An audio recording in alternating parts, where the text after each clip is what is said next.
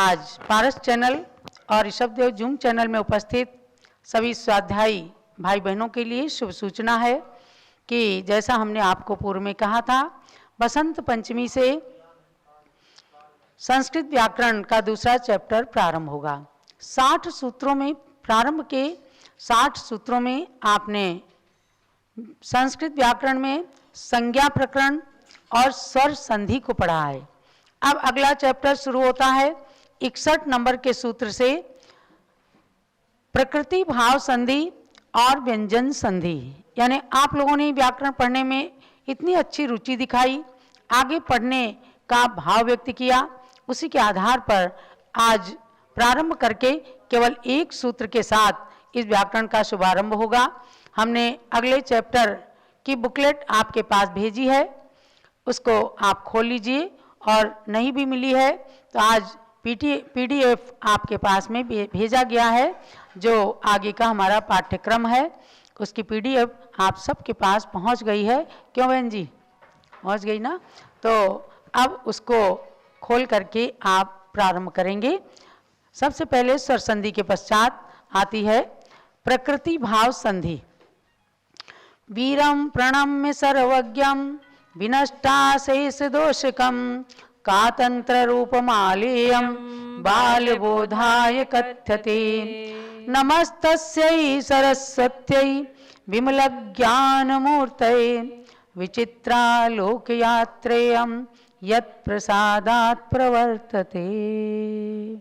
जिनकी कृपा प्रसाद से तीनों लोकों की यात्रा घर बैठे स्वाध्याय के द्वारा हो जाती है, ऐसी उन माता सरस्वती को नमन करके अब प्रारंभ होती है प्रकृति भाव संधि। देखो, इसका नाम ही है प्रकृति भाव, यानी कि जो प्राकृतिक रूप से जिसके निर्माण में या जिसकी संधि में कोई विशेष सूत्र नहीं लगते, ऐसे रूप को निर्मित होने में किसी प्रकार का कोई सूत्र नहीं लगने से इसका नाम है प्रकृति भाव। तो इसमें सबसे पहले दिया गया है कि प्रकृति भाव संधि किसे कहते हैं। इन्हीं स्वरों में, माने जो स्वर संधि के स्वर रहे हैं, इन्हीं स्वरों में संधि कार्य के प्राप्त होने पर किन्हीं किन्हीं में संधि नहीं होती है, अर्थात पूर्ववत ही पद रह जाते हैं, उसे प्रकृति भाव संधि कहते हैं। प्रकृति का अर्थ है जैसा का तैसा बना रहना या स्वाभाविक रहना। तो अब इसमें है अहो आश्चर्यम, अहो प्लस आश्चर्यम, नो प्लस एहि, अ प्लस अपेहि और ई प्लस इंद्रम, उ प्लस उत्तिष्ठ, आ प्लस एवं।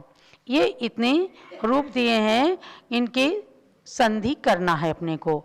तो इसमें क्या हुआ कि इनकी संधि में कोई सूत्र नहीं लगता। तो अगला एक सूत्र आया है 61 नंबर का सूत्र, ओदंता अ इ उ निपाताः स्वरे प्रकृत्या। ओदंता अ इ उ आ निपातः स्वरे प्रकृत्या। ओदंता अ इ उ आ निपाताः स्वरे प्रकृत्या। ओदंत अ इ उ आ निपातः स्वरे प्रकृत्या। इसमें क्या कहते हैं?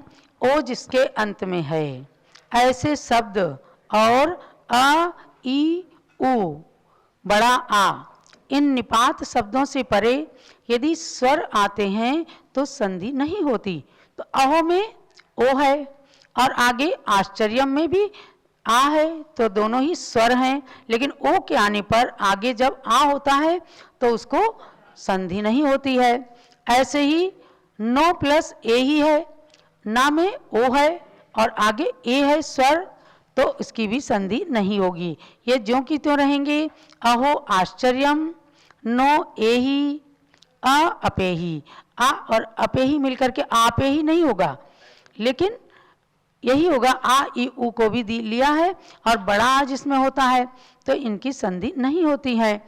ई प्लस इंद्रम, तो इंद्रम नहीं बनेगा, ई इंद्रम, उ उत्तिष्ठ, आ एवं।